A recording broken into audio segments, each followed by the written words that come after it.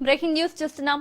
GHMC పరిధిలో ఉన్న 3 కమిషనరేట్లను ప్రభుత్వం 4 కమిషనరేట్లుగా పునర్వ్యవస్థీకరించింది. హైదరాబాద్, సైబరాబాద్, మల్కాజ్గిరి, ఫ్యూచర్ సిటీ కమిషనరేట్లను ఏర్పాటు చేసింది. అంతేకాకుండా భువనగిరిని ప్రత్యేక పోలీస్ యూనిట్ గా ఏర్పాటు చేసి యాదాద్రి భువనగిరి జిల్లాకు ఎస్పీని నియమించింది ప్రభుత్వం. ఈ మేరకు 4 కమిషనరేట్లకు కొత్త పోలీస్ కమిషనర్లను నియమిస్తూ ప్రభుత్వం ఉత్తర్వులు జారీ చేసింది. ఫ్యూచర్ సిటీ కమిషనర్ గా సుధీర్ బాబు, సైబరాబాద్ సిపిగా రమేష్ రెడ్డి, మల్కాజ్గిరి కమిషనర్ గా అవినాష్ మహంతి, యాదాద్రి జిల్లా ఎస్పీగా అక్షాన్సి యాదవ్ ను ప్రభుత్వం నియమించింది.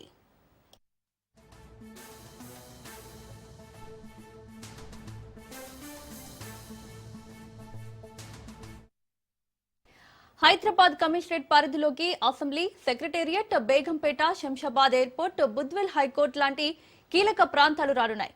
సైబరాబాద్ కమిషనరేట్ పరిధిలో అభివృద్ధి చెందుతున్న ఐటీ ప్రాంతాలు గచ్చిబౌలి, ఫైనాన్షియల్ డిస్ట్రిక్ట్, నానక్రామ్గూడ, మాదాపూర్, రాయదుర్గ్, పారిశ్రామిక ప్రాంతాలు, పటాన్ చెరు, జీనం వ్యాలీ, ఆర్సీపురం, అమీన్పూర్ ప్రాంతాలు ఉంటాయి.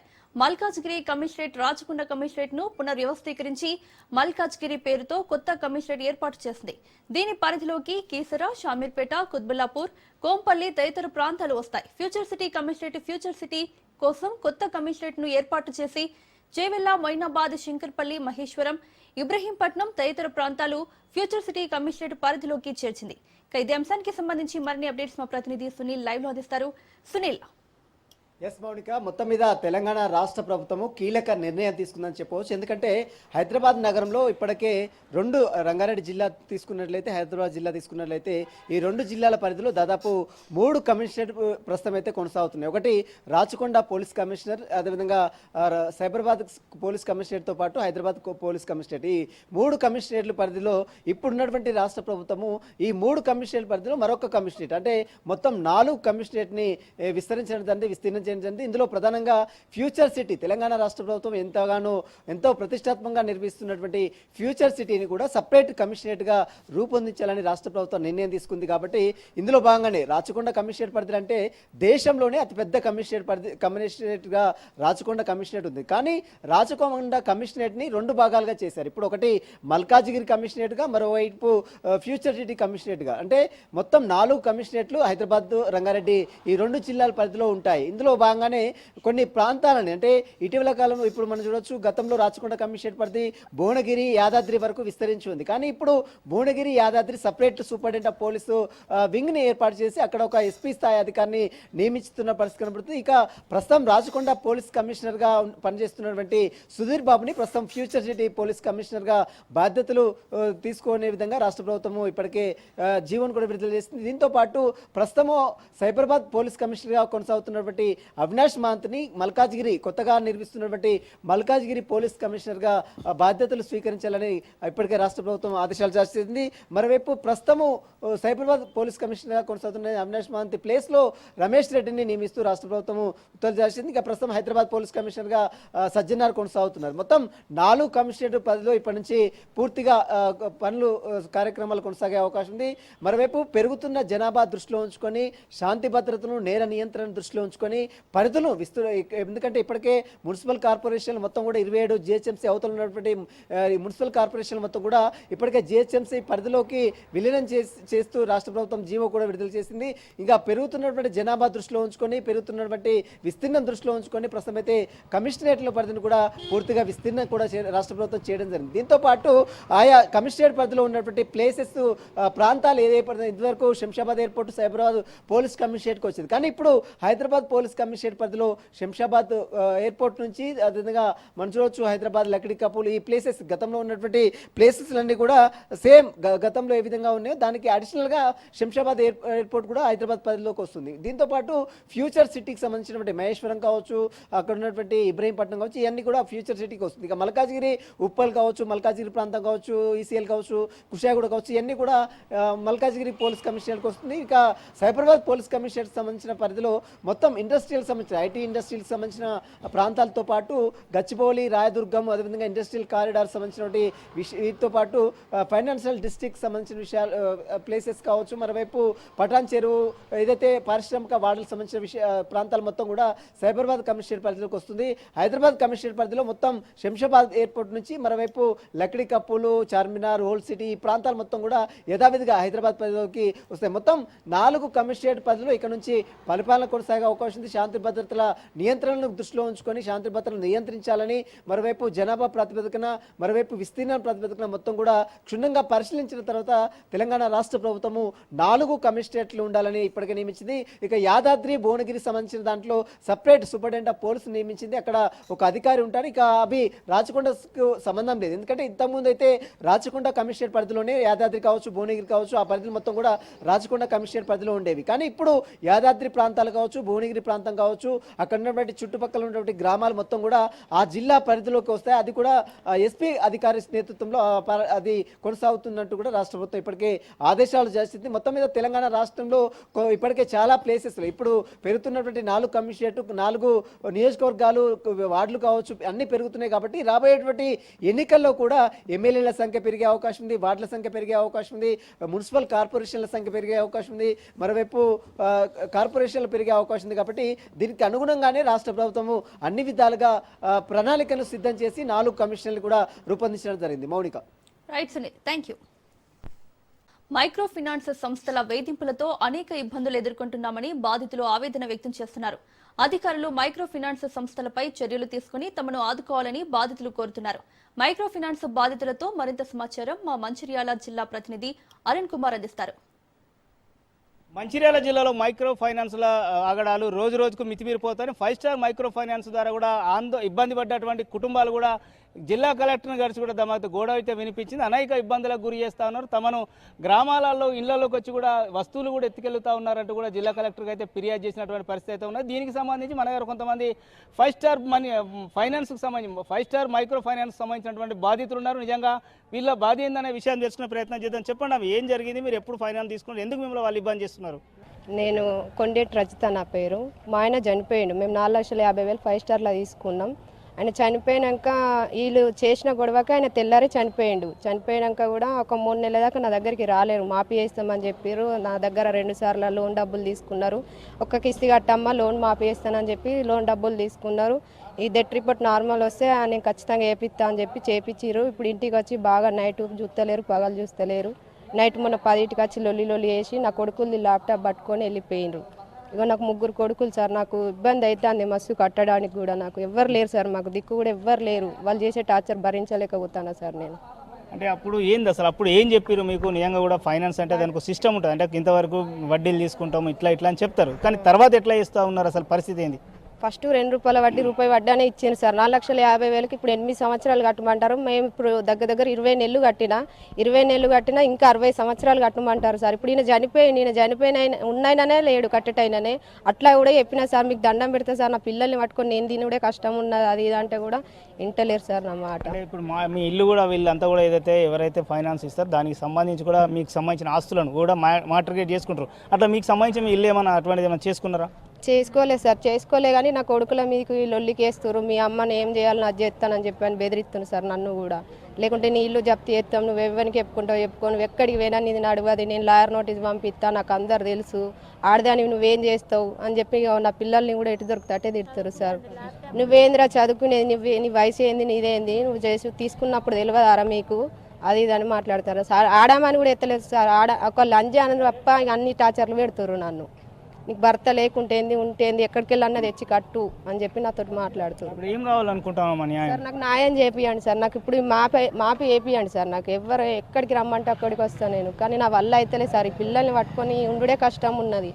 లేకుంటే ఇల్లుకి తాళం ఇస్తానని చెప్పి బెదిరిస్తారు. ఓకే, దీనికి సంబంధించి మన దగ్గర మరికొంతమంది బాధితులు ఉన్నారు, వాళ్ళని తెలుసుకున్నాం. చెప్పండి అమ్మా, ఏంది మీ సమస్య ఏంది? మాది కూడా లోన్ తీసుకున్నాం సార్. లోన్ తీసుకుంటే నా ఆరోగ్యం మంచిగా లేదు.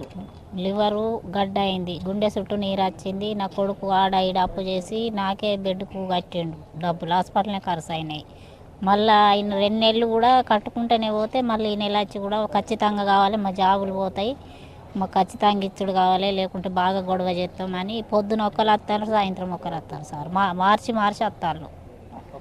ఏం మాట్లాడు ఓపసలేదు సార్ అంటే, ఏందమ్మా తీసుకుంటప్పుడు అట్లనే మాట్లాడినావు, ఎప్పుడు ఇచ్చేటప్పుడు ఇన్ని మాట్లాడుతున్నావు, నువ్వు ఖచ్చితంగా ఇచ్చుడు కావాలి, లేకుంటే ఇల్లుకు తాళం వేస్తానంట. మరి ఏమనుకుంటున్నారు మీరు? మాకు న్యాయం జరగలేదు సార్. అప్పుడేమో 90 పైసలు, రూపాయి వడ్డీ, చారాన 10 పైసలు అని ఇంటికి నడిచింది సార్. తీసుకున్న తర్వాత ఇప్పుడు అడ్డీ నువ్వు కట్టుడే, మీరు ఒక 15 రోజులు కట్టకుంటే పైన తోడు కట్టాలంటాను సార్. మా దగ్గర కట్టే సోమతి లేదు, పైన తోటి లేదు, మాకు ఈ నెల అంటే లేదు, కావాలమ్మా అని పొద్దున సాయంత్రం వచ్చిన వాళ్ళు వచ్చినట్టు సార్. ఓకే, మీరు చెప్పండి మీ సమస్య ఏంటి? అది కూడా 5 స్టార్ నుంచి తీసుకున్నాం సార్. మేము మమ్మల్ని కూడా బాగా ఇబ్బంది పెడతాండ్రు, వచ్చి తిడతాండ్రు, గలీజ్ మాటలు మాట్లాడుతాండ్రు. మాకు పాప అడ్డం వస్తే మా పాపను కూడా తిడతాండ్రు. మీరు ఎక్కడ ఏం చేసుకుంటారో చేసుకుని మాకు డబ్బులు కావాలని వేధిస్తాను సార్. ఇప్పుడు ఏం కావాలనుకుంటున్నారు? ఏంది అసలు పరిస్థితి? మాకు కొంచెం న్యాయం జరిపియాలి సార్. మీరు ఏదైనా జిల్లా కలెక్టర్ని కలిసిండ్రు అంటే ఏం చెప్పిండు సార్? నిజంగా కూడా అంటే ఇట్లా ఫైనాన్స్ ఇవ్వడానికి కూడా ఇక్కడ కూడా కొంత తీసుకుంటే ఓకే కావచ్చు, కానీ ఇక్కడ కూడా వాళ్ళకి అనుమతులు అంటే కొంత మినిమం గింత ఇవ్వాలనేది ఉంటుంది, అంతకంటే ఎక్కువ ఇచ్చడానికి కూడా అనుమతులు లేవు. కానీ అట్లా మీరు తీసుకున్నారు, వాళ్ళు ఇచ్చిన ఓకే అంటే ఇప్పుడు ఏం కావాలనుకుంటున్నారు? మరి న్యాయం జరిపియండి సార్. వాళ్ళు వచ్చి మా ఇంటి మీద గొడవ చేయకుండా చూడాలి మీరే. అయితే జిల్లాలో కూడా ఏదైతే మైక్రో ఫైనాన్స్ల వేధింపులతో కూడా ఇప్పటికే కూడా అనేక కుటుంబాలు రోడ్డున పడ్డాయని చెప్తున్నారు. ఇప్పటికైనా కూడా ఇటు జిల్లా కలెక్టర్ కలిసి కూడా తమ గోడ అయితే వినిపించినాం. జిల్లా కలెక్టర్ కూడా ఖచ్చితంగా స్పందించాలి. ఏదైతే ఈ 5 స్టార్ మైక్రో ఫైనాన్స్తో పాటు ఇతర మైక్రో ఫైనాన్స్లకు సంబంధించినటువంటి వాళ్ళు ఏదైతే రుణం ఇచ్చేటప్పుడు ఒక రకంగా చెప్తున్నారో, తర్వాత అధిక వడ్డీ లేసి కూడా వేధింపులకు పాల్పడుతూ ఉన్నారని చెప్తున్నారు. ఇప్పటికైనా కూడా అధికారులు ఇటువంటి ఫైనాన్స్లపై కూడా చర్యలు తీసుకోవాలని అయితే బాధిత కుటుంబాలు, కార్మిక ఏదైతే ఎంఆర్పిఎస్ సంఘం నాయకులు అయితే డిమాండ్ చేస్తున్నటువంటి పరిస్థితి. Camera person Srinivas, Arun Kumar, Raj news, Mancherial జిల్లా. వైకుంఠ ఏకాదశి సందర్భంగా తెలుగు రాష్ట్రాల్లోని ఆలయాల్లో సందడి నెలకొంది. తెల్లవారుజాము నుంచే భక్తులు శ్రీ మహావిష్ణువు దర్శనానికి తరలివచ్చి ఉత్తర ద్వార దర్శనాలు చేసుకుంటున్నారు. తిరుమల శ్రీవారి ఆలయంలో తెల్లవారుజాము నుంచే భక్తులు ఉత్తర ద్వారం నుంచి దర్శనం చేసుకుంటున్నారు. యాదాద్రి లక్ష్మీ నరసింహస్వామి ఆలయానికి భక్తులు పోటెత్తారు. భద్రాచలం శ్రీ సీతారామచంద్ర స్వామి వారి ఆలయంలో ఘనంగా వైకుంఠ ద్వార దర్శనం వేడుక ప్రారంభమైంది. ఉత్తర ద్వార దర్శనానికి భారీగా భక్తులు తరలివచ్చారు. గరుడ వాహనంపై శ్రీరామచంద్రస్వామి, గజవాహనంపై సీతమ్మ, హనుమత్ వాహనంపై లక్ష్మణస్వామి దర్శనమిచ్చారు.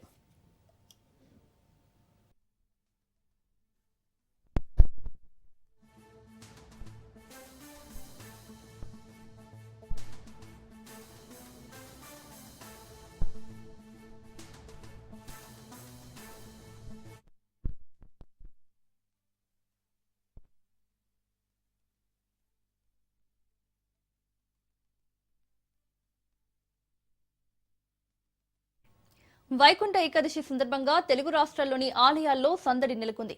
తెల్లవారుజాము నుంచే భక్తులు శ్రీ మహావిష్ణువు దర్శనానికి తరలివచ్చి ఉత్తర ద్వార దర్శనాలు చేసుకుంటున్నారు. తిరుమల శ్రీవారి ఆలయంలో తెల్లవారుజామునే భక్తులు ఉత్తర ద్వార దర్శనం చేసుకుంటున్నారు.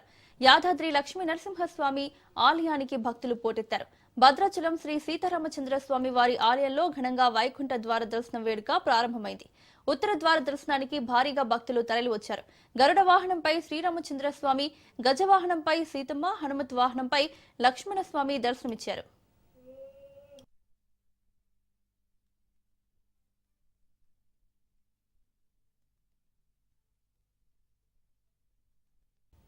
వైకుంఠ ఏకాదశి సందర్భంగా తిరుమలకు భక్తుల తాకిడి పెరిగింది. అర్ధరాత్రి వైకుంఠ ద్వారాలు తెరుచుకోగా ముందుగా వీఐపీలకు ఉత్తర ద్వార దర్శనాన్ని కల్పించారు. తెలుగు రాష్ట్రాల మంత్రులు, ప్రముఖులు శ్రీవారి సేవలో పాల్గొన్నారు. తెలంగాణ సీఎం సహా స్పీకర్ గడ్డం Prasad, AP high court judge Srinivasulu, కేంద్ర మంత్రి రామ్మోహన్, శాసనసభాపతులు అయ్యన్న పాత్రుడు, రఘురామకృష్ణంరాజు, ఏపీ మంత్రులు పయ్యావుల కేశవ్, నిమ్మల రామనాయుడు, సత్యకుమార్, కొల్లు రవీంద్ర, అచ్చెన్నాయుడు, కొండపల్లి శ్రీనివాస్, ఎమ్మెల్యే మల్లారెడ్డి శ్రీవారిని దర్శించుకున్నారు. టాలీవుడ్ మెగాస్టార్ చిరంజీవి కుటుంబ సభ్యులు నారా రోహిత్ దంపతులు, ఎంపీ డీకే అరుణ, ఎంపీ వేమిరెడ్డి దంపతులు, క్రికెటర్ తిలక్ వర్మ, వైసీపీ నేతలు పెద్దిరెడ్డి, ఆర్కే రోజా, మిథున్ రెడ్డి, భారత్ బయోటెక్ ఎంపీ కృష్ణ ఎల్లా, మేనేజింగ్ డైరెక్టర్ సుచరిత ఎల్లా తదితరులు శ్రీవారిని ఉత్తర ద్వారం గుండా దర్శించుకున్నారు.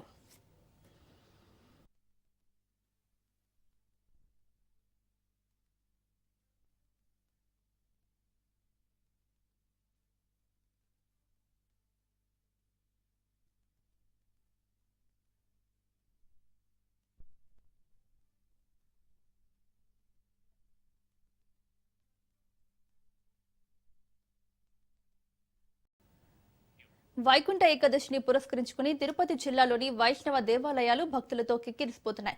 విష్ణుమూర్తి దర్శనం కోసం భక్తులు ఆలయాల వద్ద బారులు తీరుతున్నారు. పెద్ద సంఖ్యలో తరలివస్తున్న భక్తులకు ఎలాంటి ఇబ్బందులు కలగకుండా ఆలయ నిర్వాహకులు ప్రత్యేక ఏర్పాట్లు చేశారు. తిరుమలకు వెళ్లలేని భక్తులు స్థానిక ఆలయాలకు చేరుకుని ఉత్తర ద్వార దర్శనం చేసుకుంటున్నారు. దీనిపై మరింత సమాచారం మా ప్రతినిధి నారాయణ రెడ్డి అందిస్తారు. వైకుంఠ ఏకాదశి పర్వదినాన్ని పురస్కరించుకుని తిరుపతి జిల్లాలోని వైష్ణవ ఆలయాలు భక్తులతో కెట్కెట్లాడుతున్నాయి. ఉదయం నుంచే భక్తులు పుణ్యస్నానాలు ఆచరించి ఆలయాలకు బారులు తీరుతున్నారు. తిరుపతి రూరల్ పరిధిలోని శ్రీ కళ్యాణ వెంకటేశ్వర స్వామి ఆలయంలో మనం ఉన్నాం. తుమ్మలగుంటలో గతంలో జరిగిన అనుభవాలను దృష్టిలో ఉంచుకొని భక్తులకు ఎలాంటి ఇబ్బందులు కలగకుండా ప్రత్యేక ఏర్పాట్లు కూడా చేశారు. ప్రస్తుతం ఈ యొక్క ఆలయంలోనే మనం ఉన్నాం. మనతో పాటు ఒక ఆలయ ధర్మకర్త అయితే ఎవరైతే ఉన్నారో చెవిరెడ్డి మోహిత్ రెడ్డి మనతో ఉన్నారో ఆయన అడిగి తెలుసుకుందాం మరిన్ని విషయాలు.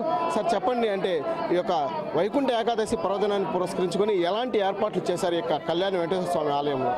గత 18 సంవత్సరాలుగా తుమ్మలగుంట శ్రీ కళ్యాణ వెంకటేశ్వర స్వామి ఆలయంలో ఏ విధంగా అయితే తిరుమలలో అన్ని పండుగలు జరుగుతాయో, అన్ని పుణ్యక్షేత్రాల్లో జరుగుతాయో, అదేవిధంగా తుమ్మలగుంటలో కూడా ఒక వైకుంఠ ఏకాదశి బ్రహ్మోత్సవము ఈ విధంగా ప్రతి ఒక్కరు ఇక్కడ ఘనంగా చేయడం జరుగుతుంది. ఈ సంవత్సరం కూడా వైకుంఠ ఏకాదశి నాడు కొన్ని టన్నుల పూలు తీసుకువచ్చి ఈ వైకుంఠ ద్వారం ఏర్పాటు చేయడం జరిగింది. అదేవిధంగా సుమారు 50 నుంచి 60 వేల మంది తక్కువ ఒక్కొక్క సంవత్సరం భక్తులు దర్శనం చేసుకుంటారు. దానికి తగిన ఏర్పాట్లన్నీ కూడా క్యూ లైన్లు కావచ్చు, అదేవిధంగా వాళ్ళకి ప్రసాదాలు కావచ్చు, ప్రతి ఒక్కటి ఏర్పాటు చేయడం జరిగింది. దీనికి సహకరించిన గ్రామ పెద్దలకి, అదేవిధంగా ముఖ్యంగా పోలీస్ శాఖ ఎస్పీ గారికి, అదేవిధంగా ఇక్కడ డిఎస్పీ గారికి ప్రతి ఒక్కరికి కూడా ధన్యవాదాలు తెలియజేస్తున్నాను. చెవిరెడ్డి భాస్కర్ రెడ్డి గారి ఆదేశాల మేరకు మేమందరం కూడా భక్తులందరూ ఇబ్బంది పడకుండా అందరికీ ఒక దగ్గరగా ఉండే, ఎందుకంటే తిరుమలలో మనకు తెలుసు ఈరోజు కొన్ని లక్షల మంది వస్తారు, టోకన్లు కూడా అయిపోయాయి కాబట్టి తిరుపతి కింద శ్రీ కళ్యాణ వెంకటేశ్వర స్వామికి వచ్చి దర్శనం చేసే ప్రయత్నం చేస్తారు. ఇదే విధంగా భక్తులందరూ వస్తున్నారు. తప్పకుండా భక్తులందరూ కూడా వచ్చి భగవంతుడి కృప పొందాల్సిందిగా ప్రతి ఒక్కరు విజ్ఞప్తి చేస్తున్నాను. ఓం నమో వెంకటేశాయ. ఈ యొక్క వైకుంఠ ఉత్తర ద్వార దర్శనం ఏదైతే ఉందో అది ఎన్ని రోజుల పాటు ఇక్కడ ఏర్పాటు చేస్తారు? అంటే తిరుమలలోకి అంటే టోకన్లు లేని వారు వెళ్ళలేని పరిస్థితి ఉంటుంది. అంటే వాళ్ళు ఎక్కువగా స్థానికంగా ఉన్న ఆలయాలకు వెళ్ళే పరిస్థితి ఉంటుంది. అంటే రద్దీ కూడా ఎక్కువగా వచ్చే పరిస్థితి ఉంటుంది. అంటే ఈ క్రమంలో ఎలాంటి బందోబస్తు కానీ పోలీసుల యొక్క సహకారాన్ని ఏ విధంగా తీసుకుంటారు? వైకుంఠ ఏకాదశి, వైకుంఠ ద్వాదశి, న్యూ ఇయర్ 3 రోజులు కూడా ద్వారం ఓపెన్లో ఉంటుంది. ఈ 3 రోజుల్లోనూ ఫస్ట్ వరకు భక్తులందరూ ఎవరినో వచ్చి దర్శనం చేసుకోవాల్సిందిగా విజ్ఞప్తి చేస్తున్నాను. అదేవిధంగా ఎంతమంది భక్తులు వచ్చినా కూడా వాళ్ళందరికీ ఎటువంటి అసౌకర్యం లేకుండా పోలీస్ శాఖ ఎస్పీ గారు ఇప్పటికీ 60 మంది పోలీసులను ఇవ్వడం జరిగింది. దాంతోపాటు ప్రైవేట్గా మేము ఒక 50 మెంబర్స్ 50 మందిని పెట్టడం జరిగింది. మొత్తం 110 మంది సెక్యూరిటీ ఇక్కడ ఈరోజు భక్తులకి ఏ విధంగా ఇబ్బంది లేకుండా మేము చూసుకోవడం జరుగుతూ ఉంది. అదేవిధంగా తిరుమలలో కొన్ని లక్షల మంది రావడం వల్ల కింద మినీ తిరుమల లాగా ఇక్కడ జనాలందరూ కూడా వచ్చి భక్తులు భగవంతుడి కృప పొందేదానికి వస్తున్నారు. భక్తులందరూ వచ్చి భగవంతుడి ఆశీస్సులు పొందాల్సిందిగా నేను కూడా మనస్ఫూర్తి విజ్ఞప్తి చేస్తున్నాను. తిరుపతి జిల్లా ఆధ్యాత్మిక కిల్లాగా పేరు కాంచడంతో ఈ యొక్క తిరుపతిలోని అంటే తుమ్మలగుంటలోని శ్రీ కళ్యాణ వెంకటేశ్వర స్వామి ఆలయం, అలాగే విధంగా శ్రీవాస మంగాపురంలోని వెంకటేశ్వర స్వామి ఆలయంతో పాటు అప్పలాయగుంటలోని వెంకటేశ్వర స్వామి ఆలయానికి కూడా భక్తులు పెద్ద ఎత్తున తరలి వస్తున్నారు. అంటే భక్తుల రద్దీ దృష్ట్యా ఎలాంటి ఇబ్బందులు కలగకుండా ఆ యొక్క ఆలయ నిర్వాహకులు ఎవరైతే ఉన్నారో వారందరూ కూడా పూర్తిగా ఒక ఏర్పాట్లు కూడా చేయడం జరిగింది. గత అనుభవాలను దృష్టిలో ఉంచుకొని అంటే ఈ ఏడాది జనవరి 8న జరిగిన తిరుపతిలో తొక్కిసలాట కానీ, అదేవిధంగా శ్రీకాకుళం జిల్లా పలాసలో జరిగిన తొక్కిసలాటలో కానీ కొంతమంది భక్తులు చనిపోవడం జరిగింది. అలాంటి ఘటనలు పునరావృతం కాకుండా ఉండేలా కూడా అటు పోలీస్ శాఖ ఇటు ఆలయ నిర్వాహకులు కూడా ప్రత్యేక ఏర్పాట్లు చేశారంటే ఉదయం నుంచి భక్తులు పెద్ద సంఖ్యలో తరలివస్తున్న నేపథ్యంలోనే ఎలాంటి ఇబ్బందులు కలగకుండా వారికి స్వామివారి దర్శన ఏర్పాట్లతో పాటు అలాగే ఉత్తర ద్వార దర్శన ఏర్పాట్లు కూడా చేస్తున్నారు. అంటే ఈ 3 రోజుల పాటు అంటే ఏకాదశి, ద్వాదశి, నూతన సంవత్సర వేడుకల నేపథ్యంలోనే భక్తులకు ఎలాంటి ఇబ్బందులు కలగకుండా ఏర్పాట్లు చేసినట్లు కూడా ఆలయ నిర్వాహకులు ఎవరైతే ఉన్నారో చెవిరెడ్డి మోహిత్ రెడ్డి కూడా మనతో చెప్పడం జరిగింది. కెమెరామెన్ రమణతో నారాయణ, రాజ్ న్యూస్, తుమ్మలగుంట. ఉమ్మడి పశ్చిమ గోదావరి జిల్లాలో వైకుంఠ ఏకాదశి శోభ సంతరించుకుంది. జిల్లాలో ఉన్న దేవాలయాల్లో ఉత్తర ద్వారం నుంచి భక్తులు స్వామివారిని దర్శించుకుంటున్నారు. భక్తులు ఎక్కడ కూడా ఎటువంటి ఇబ్బందులు పడకుండా దేవస్థానం అధికారులు అన్ని ఏర్పాట్లు చేశారు. అన్ని దేవాలయాలు భక్తులతో కిటకిటలాడుతున్నాయి. దీనిపై మరింత సమాచారం మా ప్రతినిధి సతీష్ అందిస్తారు.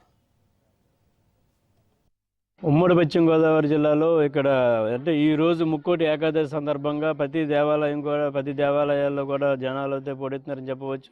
అలాగే ద్వారకా తిరుమలలో కూడా ఈ రోజు ఉదయాన్నే 4:45 ద్వారకా తిరుమల తలుపులు అయితే ఓపెన్ చేయడం జరిగింది. అలాగే ఇక్కడ చాలా ప్రసిద్ధి చెందిన శ్రీ వరనాథ స్వామి టెంపుల్ ఆలయం దగ్గర ఇక్కడ ఉన్నాము. ఇక్కడ మరిన్ని వివరాలు ఇక్కడ భక్తులను అడిగి తెలుసుకుందాం. చెప్పండి, అసలు ముక్కోటి గురించి ప్రత్యేకత ఏంటి? అసలు మీరు ఇక్కడ నమ్మే దేవుడి మీద ఏ విధంగా మాట్లాడతారు? స్టార్టింగ్ ఆశ్రమంలో నడుస్తుందండి. కార్యసిద్ధి అభయాంజనేయ స్వామి ఆశ్రమం అండి. ఇక్కడ నిలువైన స్వామి వరనాథ స్వామి, అంటే వెంకటేశ్వర స్వామి అవతారమే వరనాథ స్వామిలా పలికించబడతారండి. ఇది గుడి విగ్రహ ప్రతిష్ఠ జరిగి 7 సంవత్సరాలు అయింది. 7 సంవత్సరాల నుంచి ప్రతి ముక్కోటికి ఉత్తర ద్వార దర్శనం అవన్నీ అక్కడ ఉండేవి, అది కామన్.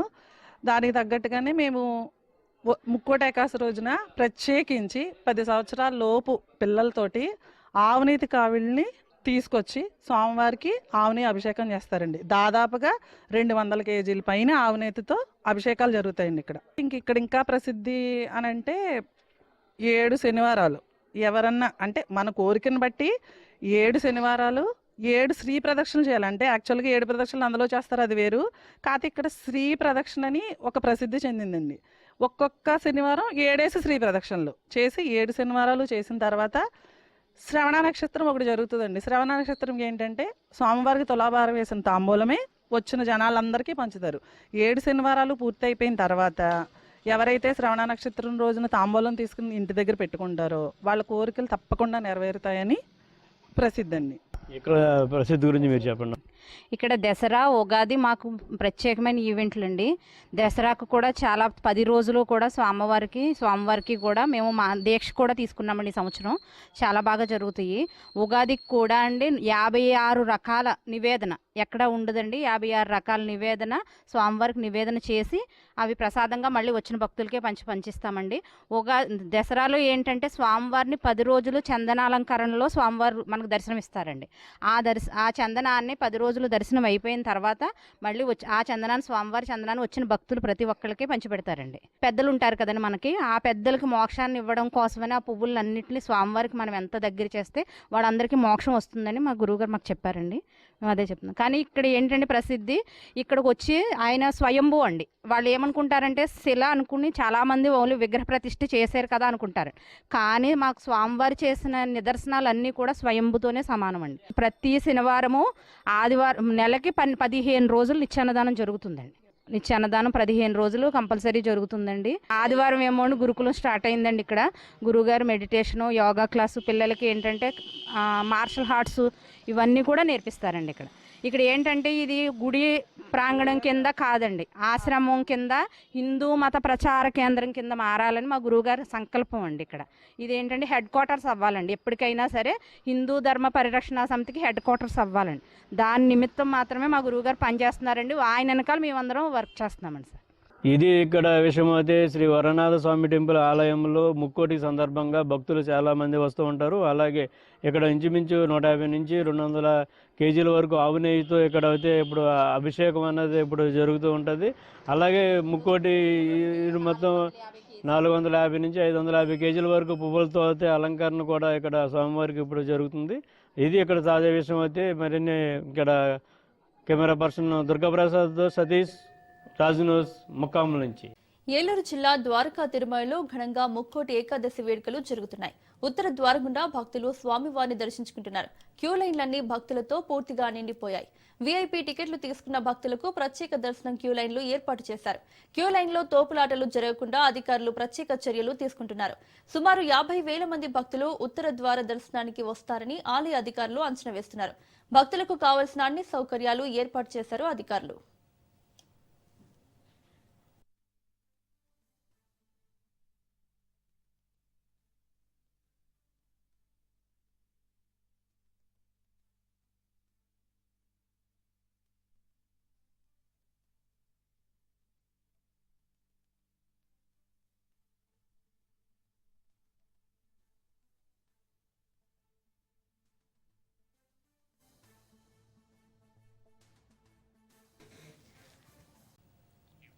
తెలంగాణ సీఎం రేవంత్ రెడ్డి తిరుమల శ్రీవారిని దర్శించుకున్నారు.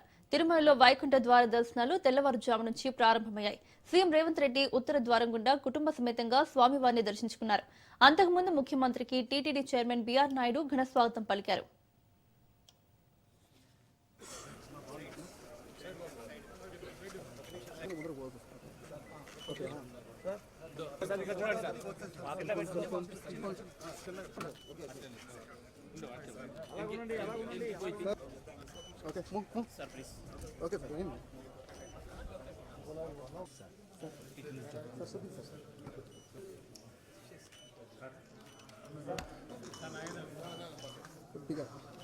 కుమార్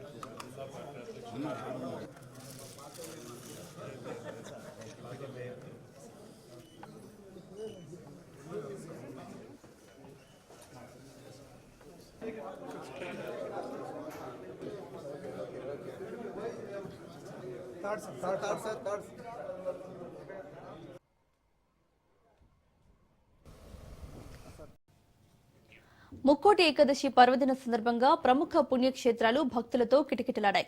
వేకోజాము నుండే స్వామివారిని దర్శించుకునేందుకు ఆలయాలకు భక్తులు పోటెత్తారు. అంబేద్కర్ కోనసీమ జిల్లా మామిడికుదురు మండలంలోని అప్పనపల్లి గ్రామంలో శ్రీ బాలబాలాజీ స్వామి ఆలయం ముక్కోటి శోభ సంతరించుకుంది. ఆలయాన్ని విద్యుత్ దీపాలు, వివిధ రకాల పూలతో సర్వాంగ సుందరంగా తీర్చిదిద్దారు. ఆలయ అర్చకులు స్వామివారికి ప్రత్యేక పూజలు నిర్వహించిన అనంతరం భక్తులకు ఉత్తర ద్వార దర్శన ఏర్పాట్లు చేశారు. భక్తులకు ఎలాంటి అసౌకర్యం కలగకుండా ప్రత్యేక క్యూ లైన్లు, ఉచిత అన్నప్రసాదం, త్రాగునీరు, పోలీసు బందోబస్తు ఏర్పాటు చేశారు.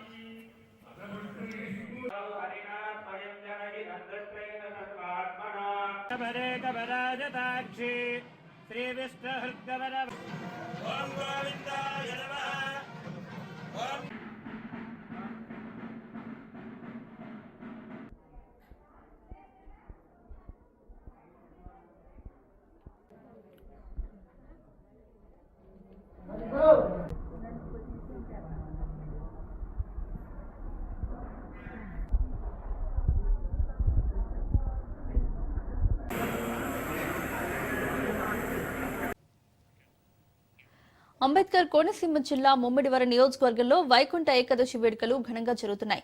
పల్లిపాలెంలో కొలువై ఉన్న శ్రీహరి సాకేత నిలయం భక్తులతో కిటకిటలాడింది. పవిత్రమైన ఈ వైకుంఠ ఏకాదశి రోజున ఉత్తర ద్వార దర్శనం పొందితే విశేష పుణ్యం లభిస్తుందని నమ్మకంతో తెల్లవారుజాము నుంచే భక్తులు పెద్ద ఎత్తున ఆలయానికి తరలివచ్చారు. ఉత్తర ద్వార దర్శనం కోసం భక్తులు గంటల తరబడి క్యూ లైన్లో నిలబడి స్వామివారి దర్శనం చేసుకుంటున్నారు. ఆలయ పరిసరాలు భక్తుల నామస్మరణలు, భజనలు, వేద మంత్రోచ్చారాలతో ఆధ్యాత్మిక వాతావరణాన్ని సంతరించుకున్నాయి. కుటుంబాలతో పాటు వృద్ధులు, మహిళలు, యువత భారీ సంఖ్యలో పాల్గొనడంతో ఆలయం వద్ద సందడి నెలకొంది. భక్తుల రద్దీని దృష్టిలో ఉంచుకుని తాగునీరు, షామియానాలు, వైద్య సాయం వంటి సౌకర్యాలను ఏర్పాటు చేశారు. భక్తులకు ఎలాంటి అసౌకర్యం కలగకుండా స్వచ్ఛంద సేవకులు నిరంతరం సేవలు అందిస్తున్నారు.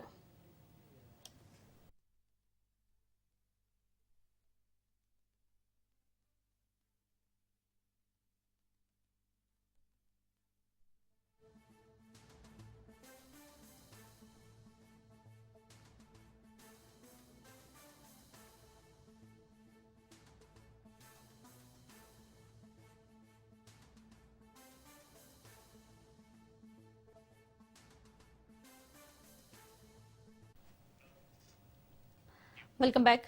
అన్నమయ్య జిల్లా 3 ముక్కలైంది. జిల్లాలో ఉన్న నియోజకవర్గాలకు అటు లాభాలతో పాటు విపరీతమైన నష్టాలు కూడా ఉన్నాయి. గతంలో వైసీపీ ప్రభుత్వం కడప జిల్లాలోనే ఈ 3 నియోజకవర్గాలు, ఉమ్మడి చిత్తూరు జిల్లాలోని 3 నియోజకవర్గాలను కలుపుకొని మొత్తం 6 నియోజకవర్గాలతో రాయచోటి కేంద్రంగా అన్నమయ్య జిల్లాను ఏర్పాటు చేశారు. ఇప్పటి వరకు రాయచోటి కేంద్రంగా ఉన్న అన్నమయ్య జిల్లా కేంద్రం ఇకపై మదనపల్లెకు మారనుంది.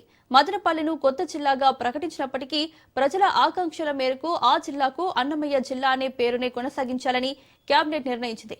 రాజంపేట తిరిగి కడప జిల్లాలో విలీనం కానుంది. రైల్వే కోడూరు కూడా తిరుపతి జిల్లాలో కలవనుంది. రాయచోటి మదనపల్లె కేంద్రంగా ఉండే అన్నమయ్య జిల్లాలోనే కొనసాగుతుంది.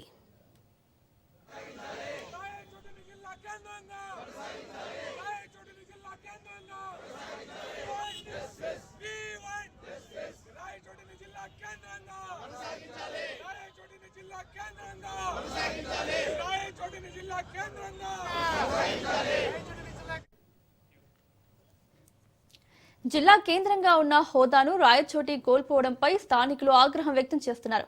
జేఏసీ ఆధ్వర్యంలో బంద్లు, నిరసనలు చేపట్టారు. రాయచోటి నుంచి ప్రాతినిధ్యం వహిస్తున్న మంత్రి మండిపల్లి రాంప్రసాద్ రెడ్డి కేబినెట్ సమావేశంలో ఈ నిర్ణయంపై భావోద్వేగానికి గురయ్యారు. రాయచోటికి అన్యాయం జరుగుతుందని ఆయన ఆవేదన వ్యక్తం చేశారు.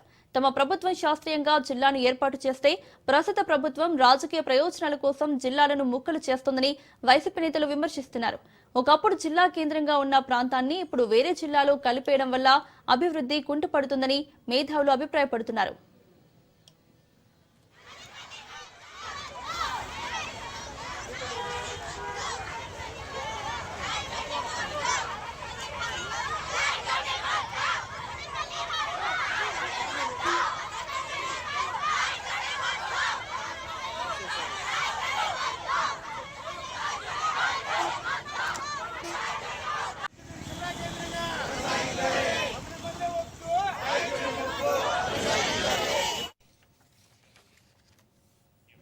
రాజంపేట వాసులు కడపలో, రైల్వే కోడూరు వాసులు తిరుపతిలో కలవాలని కోరుకున్నారని, వారి ఆకాంక్షల మేరకే ఈ మార్పులు చేశామని ప్రభుత్వం చెబుతోంది. రాయచోటిని ఒక ప్రధాన గ్రోత్ సెంటర్ గా అభివృద్ధి చేస్తామని, అక్కడ ఉన్న మౌలిక సదుపాయాలను వృధా కానివ్వబోమని సీఎం చంద్రబాబు హామీ ఇచ్చారు. ఇదే అంశానికి సంబంధించి మరిన్ని అప్డేట్స్ మా ప్రతినిధి హుస్సేన్ లైవ్ లో అందిస్తారు. హుస్సేన్, ఎందుకు విభజనకు వ్యతిరేకంగా నిరసనలు జరుగుతున్నాయి?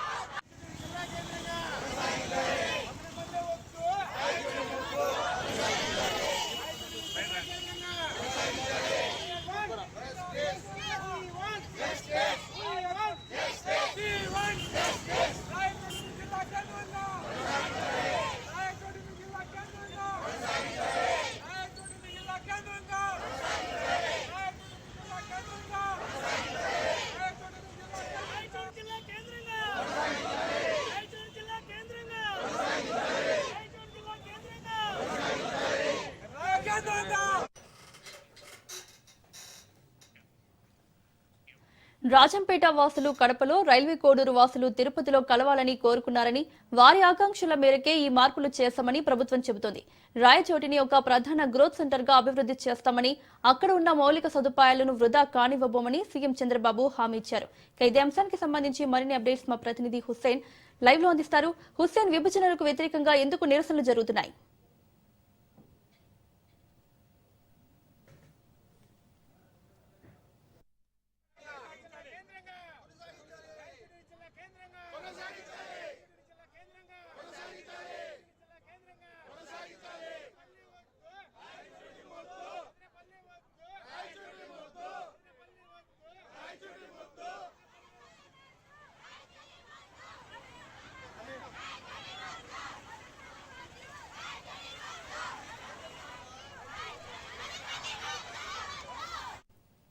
జిల్లా కేంద్రంగా ఉన్న హోదాను రాయచోటి కోల్పోవడంపై స్థానికులు ఆగ్రహం వ్యక్తం చేస్తున్నారు. జేఏసీ ఆధ్వర్యంలో బంద్లు, నిరసనలు చేపట్టారు. రాయచోటి నుంచి ప్రాతినిధ్యం వహిస్తున్న మంత్రి మండిపల్లి రాంప్రసాద్ రెడ్డి కేబినెట్ సమావేశంలో ఈ నిర్ణయంపై భావోద్వేగానికి గురయ్యారు. రాయచోటికి అన్యాయం జరుగుతుందని ఆయన ఆవేదన వ్యక్తం చేశారు. తమ ప్రభుత్వం శాస్త్రీయంగా జిల్లాను ఏర్పాటు చేస్తే ప్రస్తుత ప్రభుత్వం రాజకీయ ప్రయోజనాల కోసం జిల్లాలను ముక్కలు చేస్తోందని వైసీపీ నేతలు విమర్శిస్తున్నారు. ఒకప్పుడు జిల్లా కేంద్రంగా ఉన్న ప్రాంతాన్ని ఇప్పుడు వేరే జిల్లాలో కలిపేయడం వల్ల అభివృద్ధి కుంటుపడుతుందని మేధావులు అభిప్రాయపడుతున్నారు.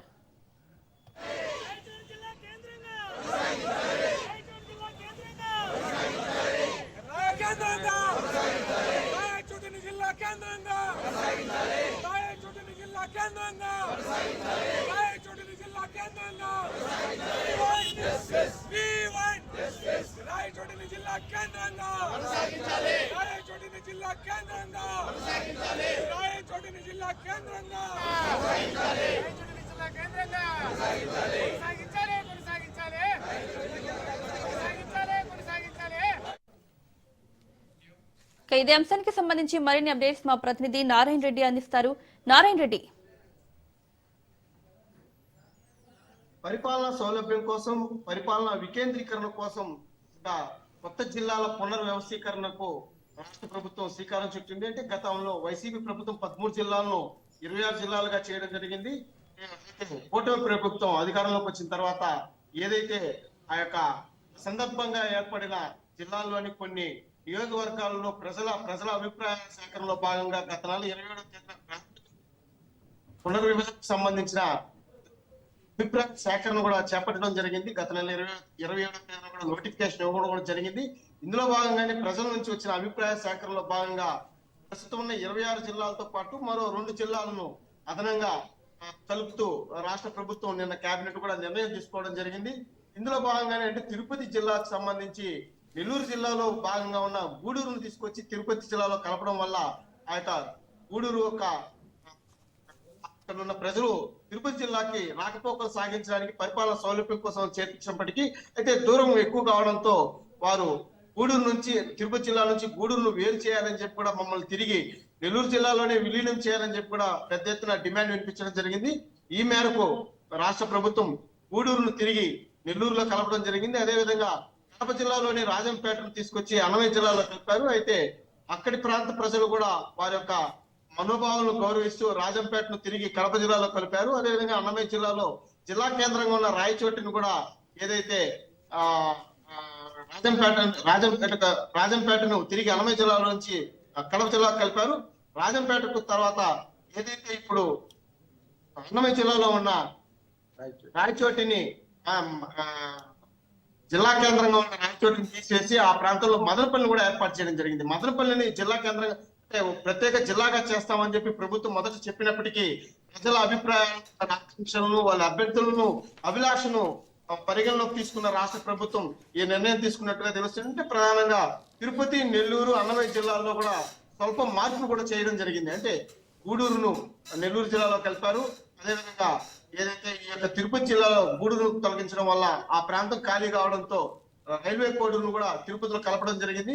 అన్నమయ్య జిల్లాలో కూడా ఏదైతే రాయచోటి జిల్లా కేంద్రంగా ఉన్నదో దాన్ని యథావిధిగా కొనసాగిస్తూ అయితే ఆ స్థానంలో మదనపల్లిను జిల్లా కేంద్రంగా చేస్తూ రాష్ట్ర ప్రభుత్వం నిర్ణయం తీసుకున్నట్టు కూడా తెలుస్తుంది. మౌనిక, నారాయణ రెడ్డి, అలాగే నిన్న మంత్రి రాంప్రసాద్ రెడ్డి అయితే రాయచోటికి అన్యాయం జరుగుతుందని కేబినెట్ సమావేశంలో భావోద్వేగానికి గురయ్యారు.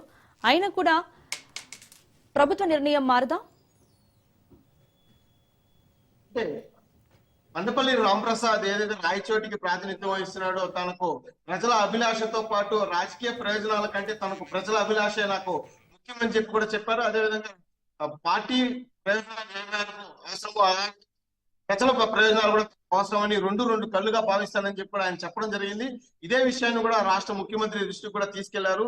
రాష్ట్ర ముఖ్యమంత్రి కూడా చంద్రబాబు నాయుడు కూడా చెప్పడం జరిగింది. రాయచోటికి తగిన ప్రాధాన్యత ఇస్తామని చెప్పి కూడా చెప్పడం జరిగింది. అంటే పోలిక పరిస్థితుల నేపథ్యంలోనే ఈ నిర్ణయం తీసుకోవడం కూడా జరిగిందని చెప్పి కూడా ఆయన సర్దుబాటు చేయడం కూడా జరిగింది.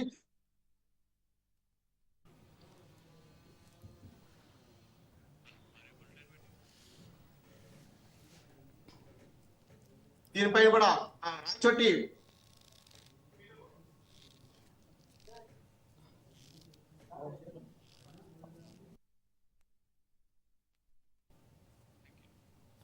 Thank you Narayana Reddy.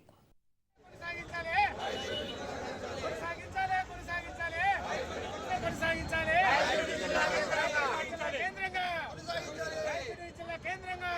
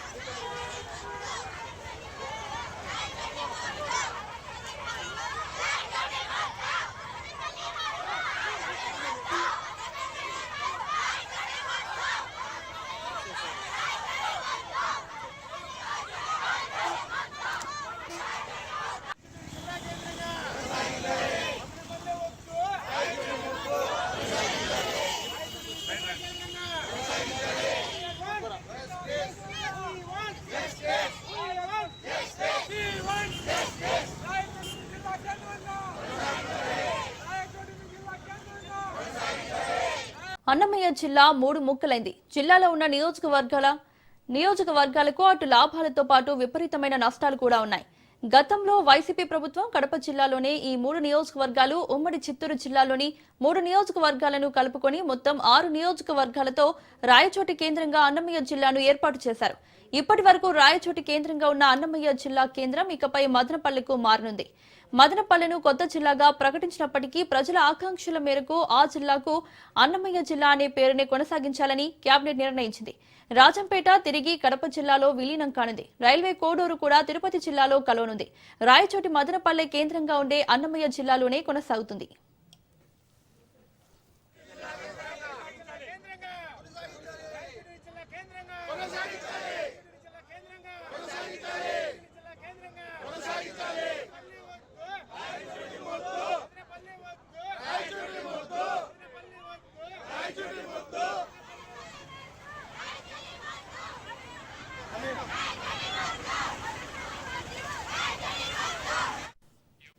ఇదే అంశానికి సంబంధించి మరిన్ని అప్డేట్స్ మా ప్రతినిధి హుసేన్ లైవ్ లో అందిస్తారు. హుసేన్,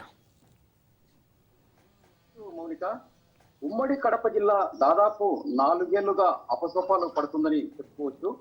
దాదాపుగా అంటే 10 నియోజకవర్గాలుగా ఉంటున్నటువంటి కడప జిల్లా 3 ఏళ్ల క్రితం అంటే వైకాపా ప్రభుత్వ హయాంలో అన్నమయ్య జిల్లాగా మరో జిల్లాగా రూపుదిద్దుకుంది.